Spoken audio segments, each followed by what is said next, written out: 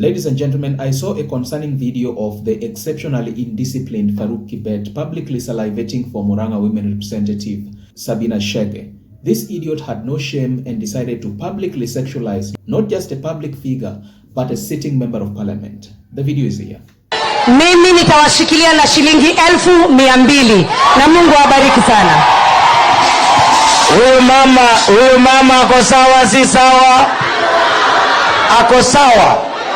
Hata vile alivyo akipinduka mnafurahi siku zote. Wapi vikelekele ya huyu mama? Huyu mama akiwa kwa kitandani si unalala kabisa Utaamuka kesho ingine, sio?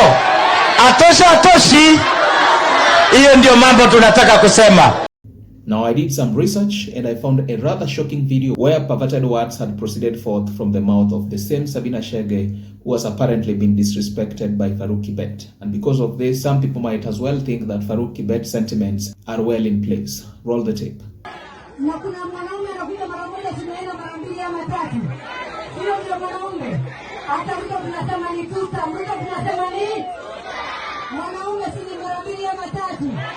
Na kwa nini nataka mtu mshikisha mara ya kwanza? Mtamshikilia jameni. If Sabina Chege ndiye aliongea story ya mwanaume kamili kwenda round sibili sijui ngapi, nothing could stop Farouk from salivating for her. Anyway, this is not the first instance where Farouk Kibet demonstrated public contempt for elected women leaders. There's another instance where the idiot harassed Embu Governor Cecily Mbarire as she attempted to approach President William Ruto during an event in Embu County that was on April 2025. In fact, it got so bad that President Ruto had to intervene and live media coverage had to be temporarily halted to prevent the president's PA from causing a national shame. The tape is here. Itafadhali tufungulie kule mbele magari. Naomba tufungue kule mbele wananchi ili tupishe magari. Hii basi ikiwa ndio gari ya mwisho, niombe tuweze sasa kumkaribisha Mheshimiwa Rais.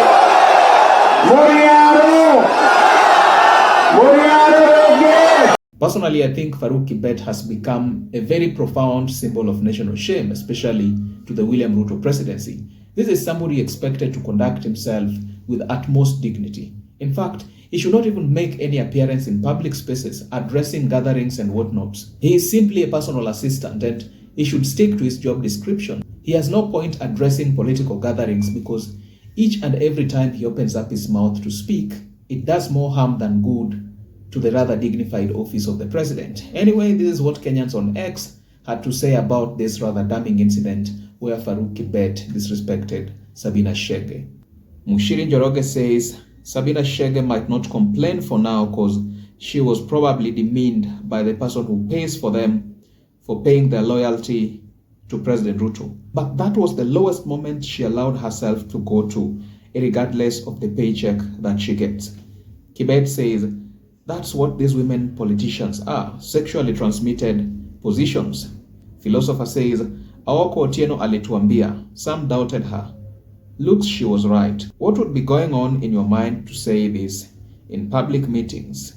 Julius Kiambati says, but why are leaders such as Akina Sabina allow themselves to be humiliated by just a mere personal assistant to the president? FK Madarite says, nobody demeaned her.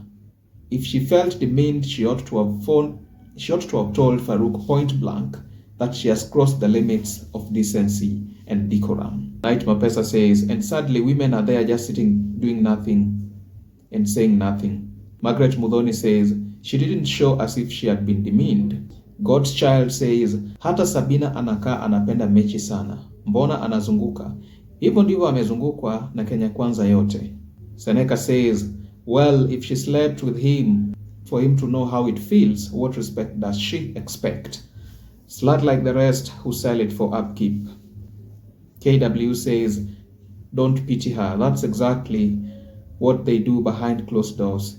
You'll never see a woman of self-respect and dignity being disrespected like that, and her response is a twerk and a smile. She deserves it. Jacqueline Kimento says, when you observe them, you will realize that most of these Kenya Kwanza women leaders are all loose, prostitutes and all brainless. And that is the reason why they are being appointed.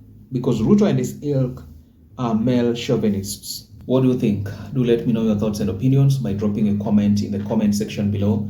And if you're here for the first time, please check out my YouTube channel, and I guarantee you will be treated to a ton of recent content of this nature, of politics, policy, and governance issues in our country. I am committed to informing, educating, and entertaining in a manner that mainstream media cannot. Again, don't forget to like, subscribe, and hit the notification bell for more informative content such as this. Alright, this is all that I had for you in this video. Let us meet up in the video that's coming immediately after this.